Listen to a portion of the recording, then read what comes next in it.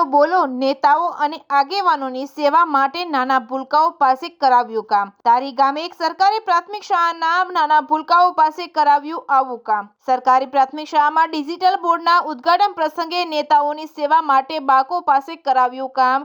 આ પ્રસંગે ધારી બગસરાના ધારાસભ્યની ખાસ ઉપસ્થિતિ રહી હતી। આ તકે સરપંચ તેમજ જિલ્લા પંચાયતના સભ્યો તેમજ આગેવાનો પણ આ ઉદ્ઘાટન પ્રસંગમાં જોડાયા હતા।